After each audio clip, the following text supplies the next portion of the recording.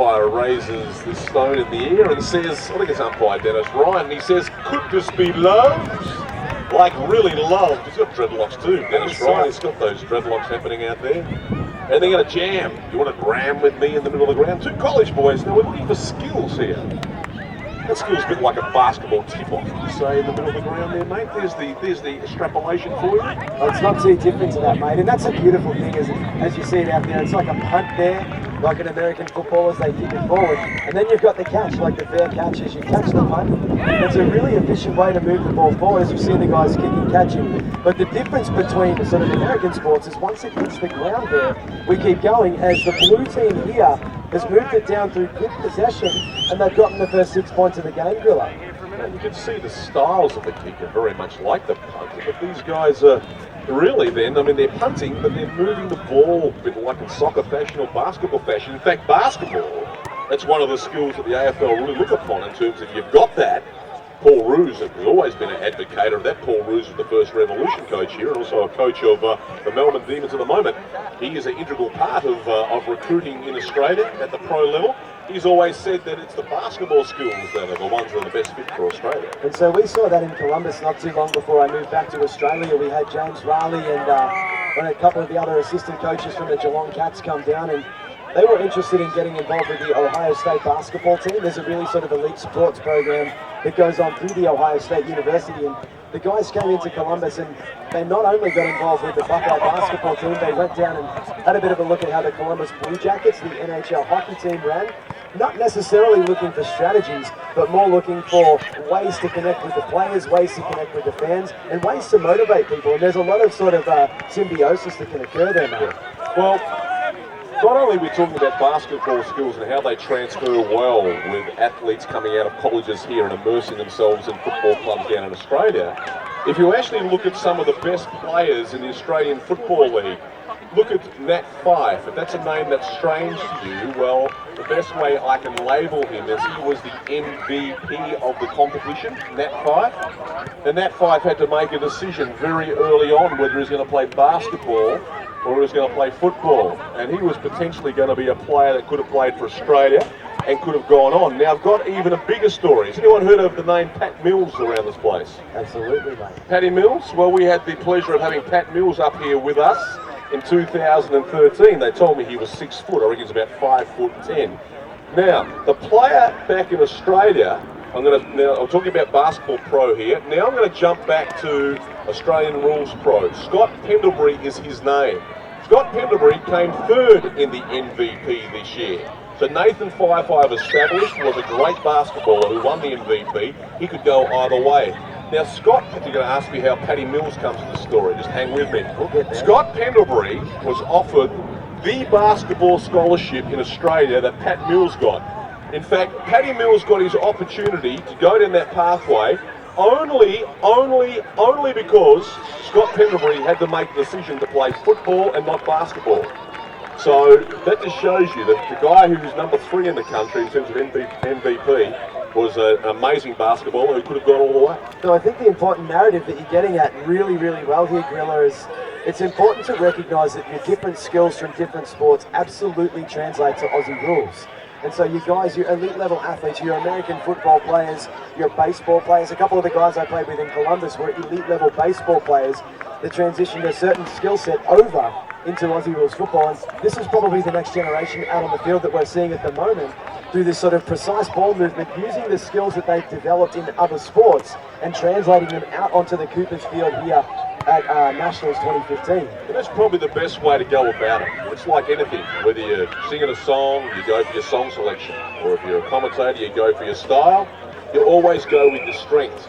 Australian rules football can be just a mind-boggling experience to the outside. So if you're going to enter into the fray, you may as well go with the skill sets you know, because there is the extrapolation in with the transfer that we're talking about.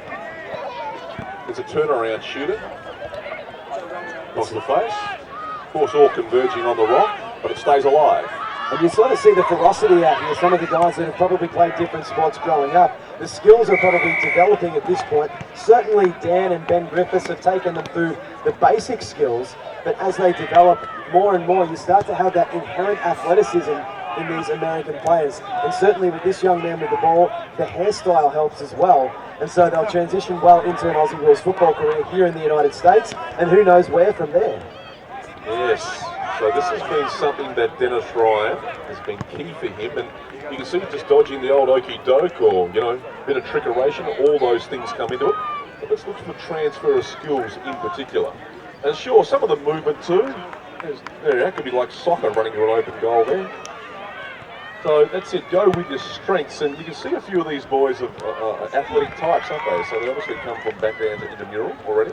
And so what I like to see as well, and hopefully there's no doubt in my mind as a matter of fact that Dan and Benny Griffiths are imparting this, is sort of the sportsmanship that's involved with Australian rules football culture and that community feel. And you saw as the blue team, the big fella from the blue team slotted it behind on that last one, he's turned around and given his opponent a pat on the back, which is exactly what we want to see out here. It's a very physical, ferocious at times game, but at the end of the day what you want to do is turn around and help your opponent up, because once you step off that field there's this inherent respect which happens all the time amongst Aussie Rules football players. One of the things that is a little lacking in our code is there has been room for unsportsmanlike behaviour in terms of back to referees or umpires, so that is something that we back home can really take a leaf off from the colleges, particularly with unsportsmanlike behaviour.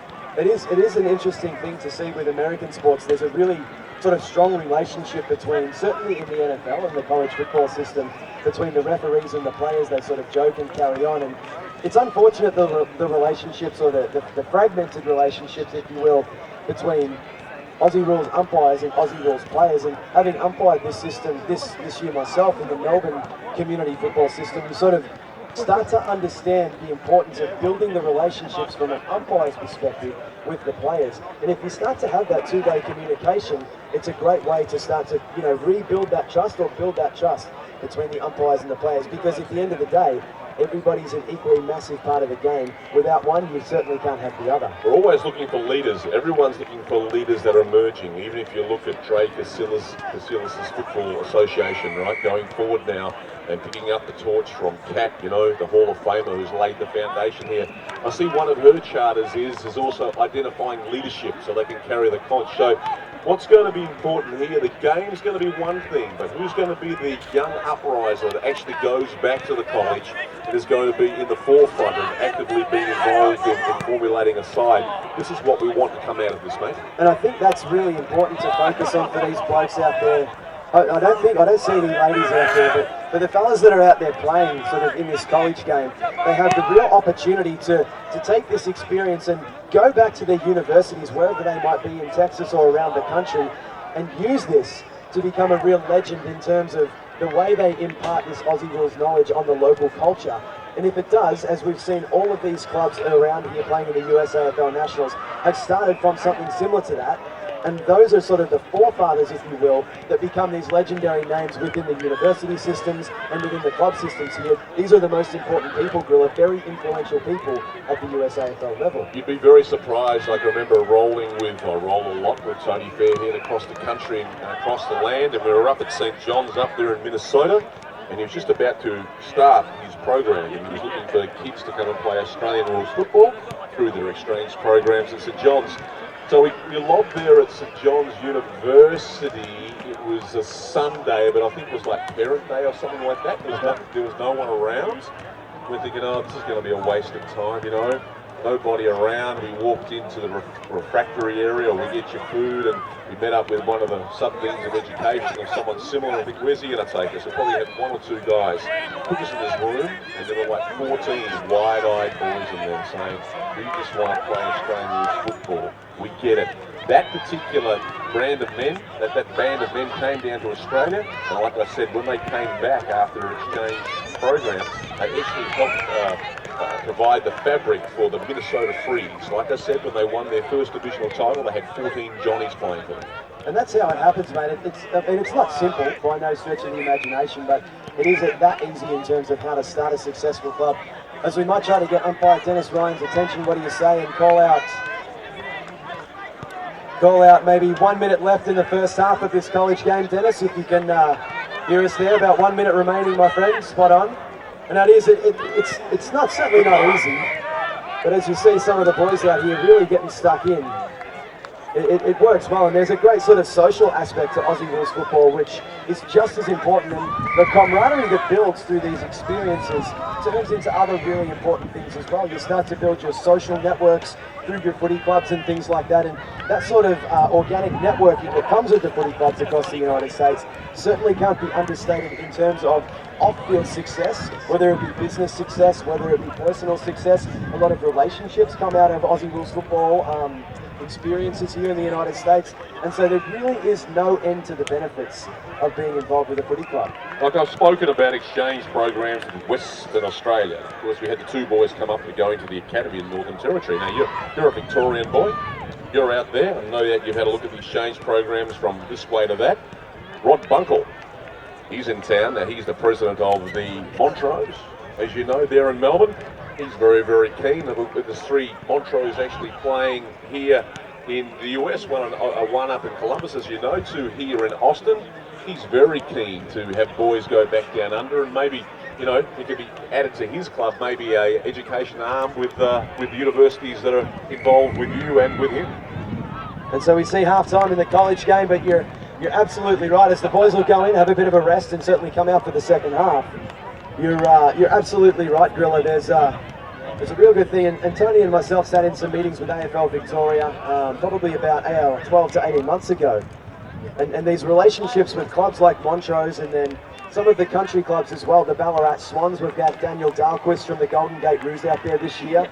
Terry Brash from the Portland Steelheads, of course, was up at the Dimboola Roos in country Victoria, the Wimmera League, and certainly last year a club that I'm fairly well associated with, the Columbus Jackaroos. The two coaches, Clyde Simpson and Eric Politz, were absolutely involved with the Japarat Rainbow Footy Club. So there's all sorts of opportunities out there, whether it's through your formal college system into Australia or with these community clubs, and it really is fantastic. The boys will enjoy a drink though, Griller, in this Austin heat. What do you reckon? That they will. We might just leave the boys to it for a while as well, because we've given a pretty good foundation of the state of the nation when it comes to exchange programs. Scooter, have a little rest. I'll go through the schedule, have a little rest myself. We'll get Steph to play some low-level vibe. And who's up next in the commentary, guy? This is what we have to find out.